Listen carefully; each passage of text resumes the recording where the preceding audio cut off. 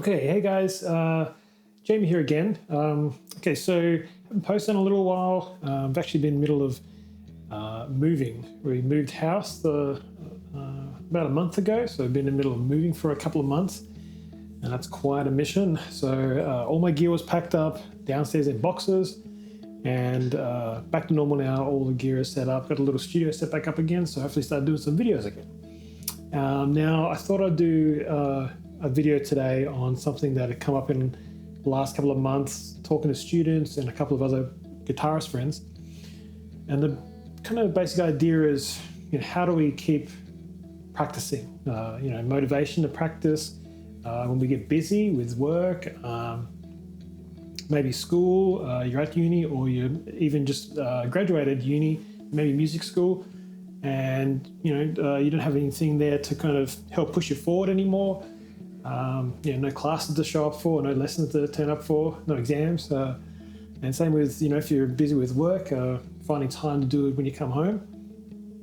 So I thought I'd share like a handful of little tips today that I when I think back on how I've always managed to keep it going, maybe share those with you guys, and maybe find it beneficial if you're kind of in that position of feeling a bit stuck on finding time, or maybe not feeling it that much, a bit unmotivated. So we'll go through these. So these aren't in any particular order, but got about 5 to go through. So let's get started with that. So first one I'm going to talk about is inspiration. Seems pretty obvious, but when I look back on practicing over the last 10, 20 years, I guess, as an adult, the one thing that really definitely helped me was finding some, like a musician, guitarist, even bands, but particularly, someone you really enjoy listening to and somebody who really inspires you. So it's not so much like inspiration as far as like, I want to be inspired to pick up the guitar, which almost seems self-generated. You want it to be kind of, from my experience, I think it's being inspired by what you're hearing. It's showing you what's possible and taking that on board and thinking, if this is possible, I want to be able to do that. So you kind of flip it a little bit, not so much like I should feel inspired all the time. You're using things to inspire you, and obviously music's you're a musician and playing guitar, so you want to be coming from music. Now, in my experience, there was a guitarist here in Australia, James Muller, a jazz guitarist, and he's insane guitarist, amazing person.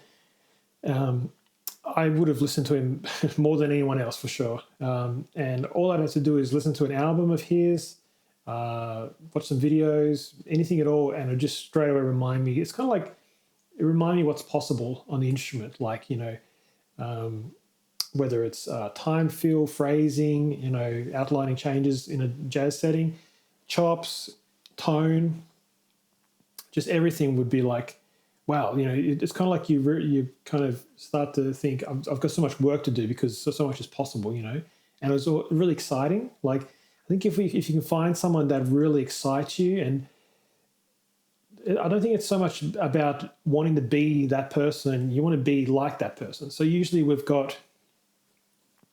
listening to someone who has, great time, like I said before, chops, all this kind of thing, maybe chords, big chord vocabulary, composition is a big one. So when you're hearing someone who has these things, it's more like you're drawing like upon their ability to be able to do those things and want that for yourself. And I think that's really inspiring, like especially if you can just really love it, love this music they're playing, just absolutely love it, I think that's a great place to be, and it really fuels your practice. A lot of times I'll ask students, like, who do you really like, or even guitarists that I know. It's always a bit unsure, like, I think it's good to have, your favorite people that just really, light you up. Just, I love this band, this trio, this musician, whatever it is, have something that, it will be very specific to you, very personal. Doesn't have to be what somebody else likes. Like if I talk to someone about the person I listen to a lot, James Muller, they might hear his stuff and mightn't feel anything in it at all. But for me, it really was my thing, and I always just kind of just kept it to myself. I just would love it. It was the thing that made me really happy and always made me pick up the guitar. And yeah, so inspiration is huge, and just let it happen. And find, if you don't have someone now you're really inspired by, just listen to new players. Ask your friends who are listening to. Spotify, I'm sure, YouTube, anything like that. Search for new players. I'm always on the lookout for people that really inspire me, and it doesn't have to be. It's not always like the really big famous people. It could be kind of unknown people, new players coming out that nobody's ever heard of. But yeah, that's a good way to keep coming back to the instrument after years, for sure. Okay, so next up we've got goals. Now, much like the inspiration thing I mentioned being very personal, this is also a pretty personal one. Like we all kind of spend a lot of hours in our rooms practicing, even in bands and things as well. But you got to start asking yourself, like, what do you want to do with all this? You're practicing scales, all your technical stuff. Where do you want it to go? Do you want to write your own music? Do you want to have a band that plays your own music? Do you want to support an artist, like have a singer and be like a sideman kind of thing? Do you want to just play instrumental music? Do you want to, it could be a lot of different stuff. Once you figure out just a little bit of that, you can start to put some goals in place, and it really kind of helps you with the trajectory on where you want to go, and it really fuels your practice. It gives you some kind of direction, so you're not just aimlessly going, okay, I better do this transcription. Yep. I learn all these licks. Yep. And I think that can be happening because it can feel like you're going somewhere, but I think you can be spinning your wheels. And I think it's very valuable to, set something later in the track, and this could be a gig. I'd love to do a gig that, you could be thinking, I want to do a gig this year where I play a set of my own music, and, or it could be, I would love to start a band, so, maybe it means approaching musicians you've been wanting to play with, wanting to talk to. I can think of one for me. I've done a couple albums in the past, one in 2020 and one in 2023 of my own music. And the goal for me was back then was to, have a really high quality album and playing with some really good musos and people that I really liked. It was I like their playing, and they're great people as well. But I put an album out in 2020 called Sleepy Town, and I asked Ben Vanderwall, amazing drummer, Julian Wilson, amazing sax player, and Sam Anning, a bass player in Melbourne, who's also incredible. I thought if I could, that was a goal. I'd love to play with them for one, let alone record, but just I'd love to play with them. I'd go to gigs, seeing them play. Like that guitarist I mentioned before, James Muller, I would go see his gigs, and these guys were playing with him. And I was like, man, these guys are so cool. And, I'd talk to them every now and then, but I really thought, it's almost like when I started thinking I could see it already happening, I thought that's going to be the thing I want to do. And it's great playing with your friends and everything, but it is good to kind of, aim a kind of a bit higher, and, especially if it scares you a little bit, like, and for me back then, that was really scary. It was so scary. I was like, I felt like I was in the deep end, it was such an amazing experience though. And it was incredible to play with them, to meet them, to show them my music, to record it, put it out. That's an amazing journey to have like your original tunes on paper, show a band, record, play live, and, you get some positive responses. It's awesome. So I'd suggest setting a goal, sticking with it, see it out. And that, like, this could be a year as well. You could think next year or a year away, and that'll just keep you come back to your guitar, keep you practicing for sure. Especially if you set a recording date that you're going to record something, that'll definitely get you off your butt and start practicing for sure. Okay, next one is find a teacher. So, a guitar teacher, or doesn't have to be a guitarist, could be a piano player, could be any kind of sax player. But I think like, I've always thought, I don't think we necessarily have the ability to hear ourselves play and also tell how well we're doing at the same time. I think we can do that by recording and videoing ourselves, recording us in like Logic or something. But I think if you get it in a room with a really good player, a really amazing player, and I think it'll like serve as a bit of a shortcut in some ways to really speed up your progress, especially if you're, can be very, open to that kind of thing, because it can be very hard to have someone point out, some deficiency in your playing, some blind spots. And the advice I would give in this setting, trying to find a teacher, try to find someone you enjoy their playing, you already know about, that you've maybe seen play or you've checked out online. I think like finding something you like, hopefully lives near you, I guess. Could be online as well. But this is what I've always done. I've always kind of like searched out people that I enjoy their playing, and I've gone to ask them for lessons. So, and then, it's sitting there with them, playing in front of them, playing with them, and then going, how, is there anything I should be working on? I can think of I've had tons of lessons over the years, different players.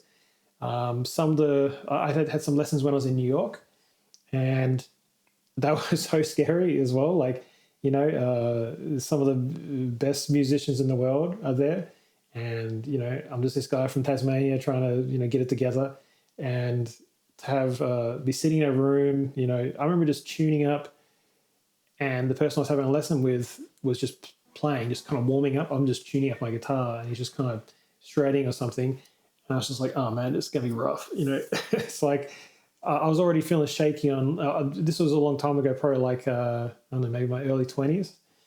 And just thinking, I was still trying to get some jazz tunes under my belt. I felt okay with them, not super confident. And, I was already aware my time wasn't that great. So I already kind of knew what he was going to say. And, he did end up saying that kind of stuff. And it's, if you can take it on board that, this is going to really help you, and you take it serious enough where you believe what they're saying will help you, and you practice it, it can really help you in that way. The guitarist I mentioned again, James Muller, who lives in Adelaide, I'm in Tasmania.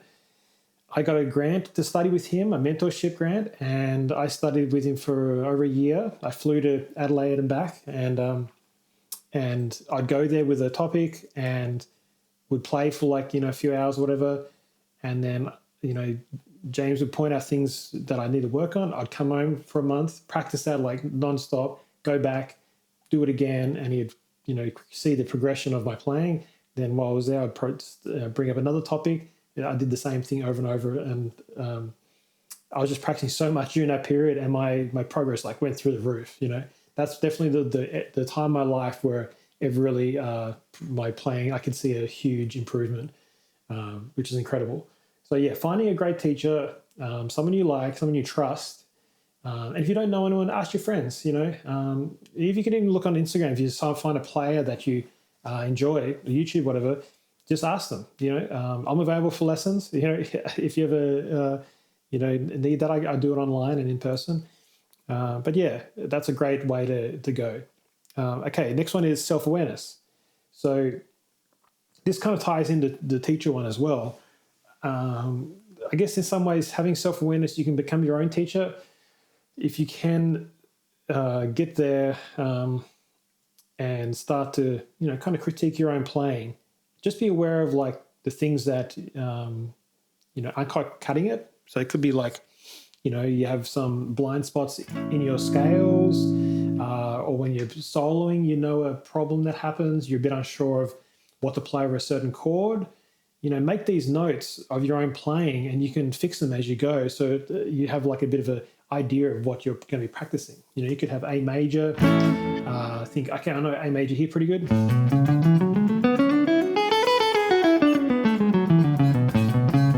So whenever you're playing, you stick to this one, but you don't really know what's like here. or around the second fret. You're not quite sure what's there. You start to just go a bit random. You start to kind of drift out of this position. Then you might be a bit unsure, like.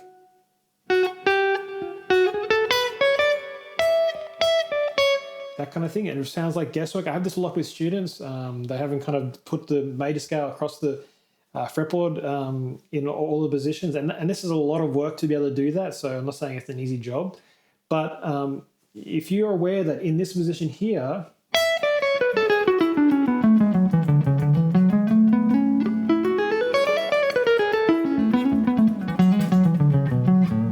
it's a bit shaky, then you can...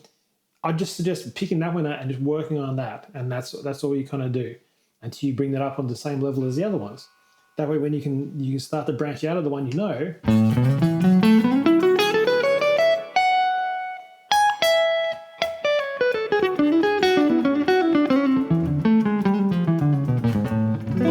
You end up having a lot bigger area to play through, and then you'd be like, well, I've just kind of worked it out myself,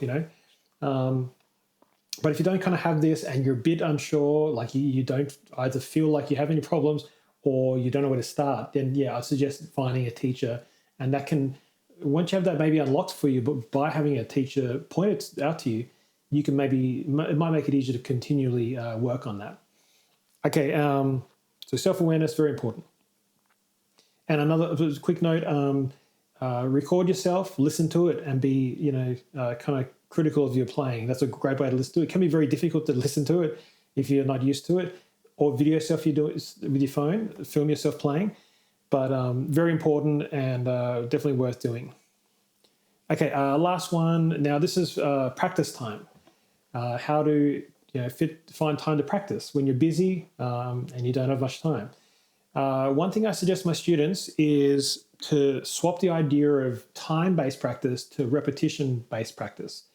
So it's pretty big with guitar, practicing like 8 hours a day kind of thing, whether it's big shred guys or jazz guys,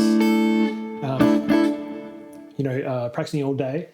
I'm sure we've all gone through periods of that, but I'm sure when we get older, we kind of have less time. So it's, time is more valuable. And I think maybe unless you have 2 hours, you may think, or an hour, you may think, well, what's the point for only practicing 5 minutes? So I think you can just, unless you do have a whole hour, you mightn't even bother practicing because you're like, it's not worth it, So I'd suggest trying to switch gears and not think of it in ways of time, but repetitions. So you could be trying to learn, like I mentioned, the scale thing, or, you could be doing chords, trying to get some seventh chords under your fingers.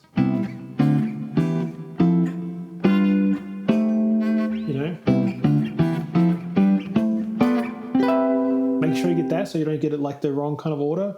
You're trying to get that maybe a bit smoother. And that's something you really want to do. Maybe you're playing in a band where you need to play these seventh chords, Could be like a funk thing or an R&B thing.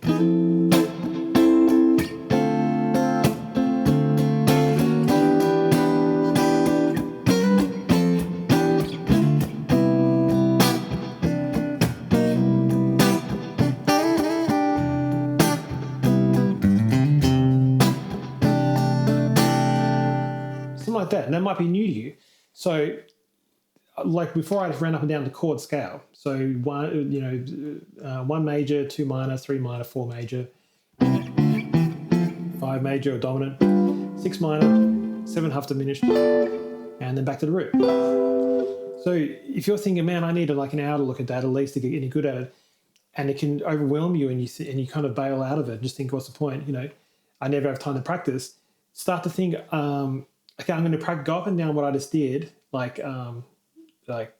times before I go to bed or something, or when I wake up. So, you wake up. And the reason I'm saying this, because if you do consider in lengths of time, it will only take a minute or so. So, but you're changing your thinking. Instead of thinking a minute's not worth it, but you're doing reps instead of time. So you could try to go.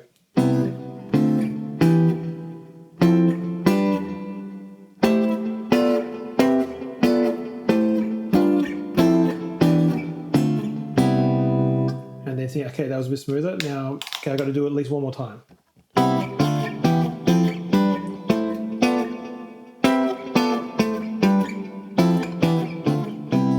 then maybe you can start to, so that's twice. Then maybe you think, well, I'm getting pretty good at maybe just one more time, see if I can do it without stopping. Maybe do at a certain quarter note pulse. So like.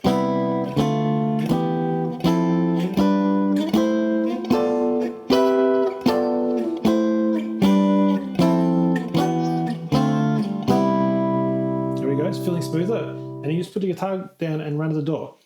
And I think by doing this, you're keeping this like idea afloat in your head, like, hey, that's the thing I'm working on, And then you walk in the door when you come home. I quickly pick up the guitar before I do anything else. You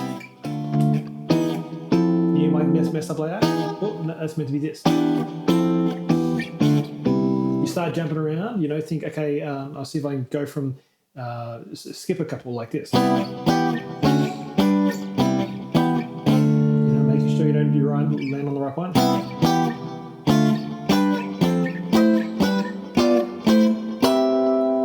Okay, I'm feeling good. I'm feeling really confident with that now.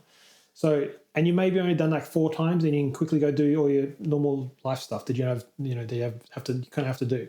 So, switching, worrying about how long you're practicing, but thinking about how many times you're practicing that you want to get better at. So this could be like a tricky solo, a jazz tune, anything at all. But I think that can kind of change your mindset and just maybe keep you relaxed and calm that you are practicing it still. And if you can keep these little moments where you do like 4 or 5 reps to 6 reps, and you set a little goal for yourself. So today I want to do 8 times, and then before I leave the house, 8 times before I go to bed.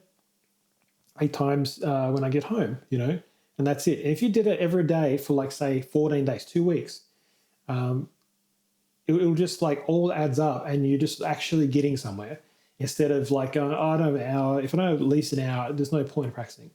And there's somebody on an opposite side who hasn't done that, and 2 weeks has gone past and they haven't practiced at all. So I think it's better to consistently do small chunks instead of like thinking you have to do big chunks and never get into it.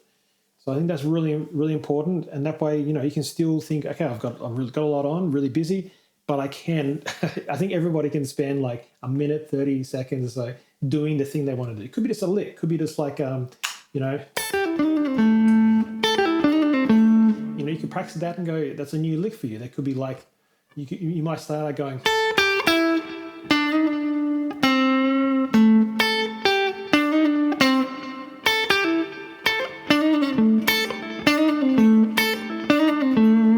you do it like 8 times, and then tomorrow you do it. You see if you can do it 8 times without any gaps, without any. So it's not like a fluke.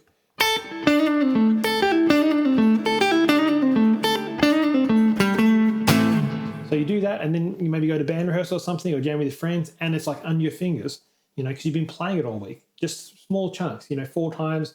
To set a little, Kaizen back what we talked before, goals.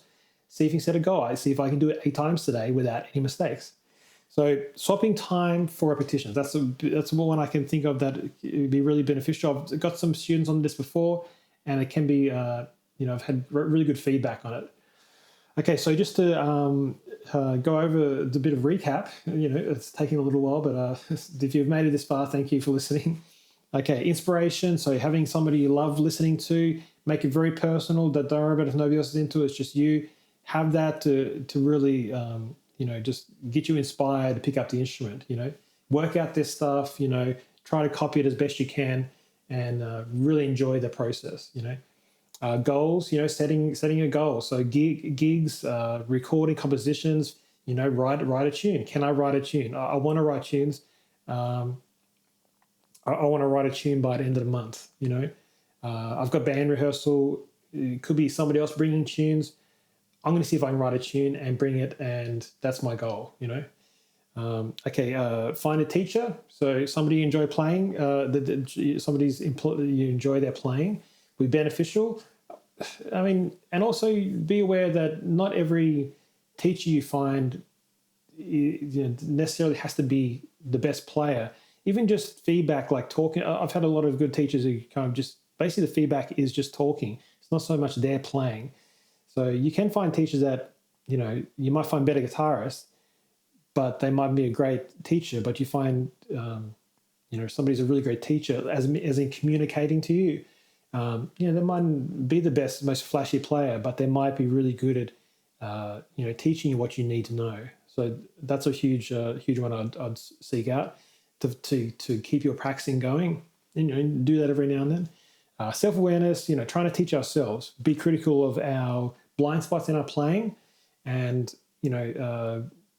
work out how we want to progress, by recording ourselves, listening back to it, videoing ourselves. Our chops aren't really working.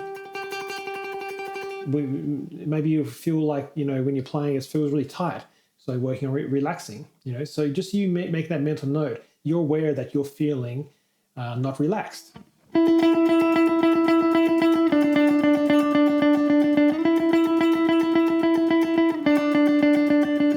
you make a bit of practicing on how to do that. Maybe get it increase speed.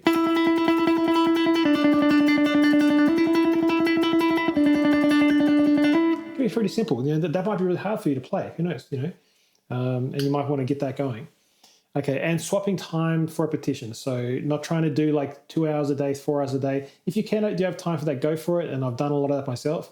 But, if you're freaking out thinking, I never have time to practice, I've only got like 5 minutes into the day, I'm so tired. Just let go of the time altogether. Don't even look at time. Just think, I'm going to do this cool little riff that I want to learn or I'm working on. I'm going to do it like 4 or 5 times. Then I'm going to go to bed. Or before I put my shoes on, anything like that. Repetitions.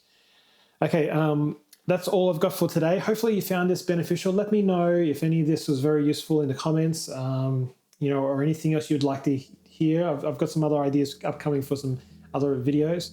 But I'd love to hear from you guys, and hopefully get back to regular posting now that everything's set up in the new house. So thanks for listening, everyone, and I shall see you next time. Thank you. Bye.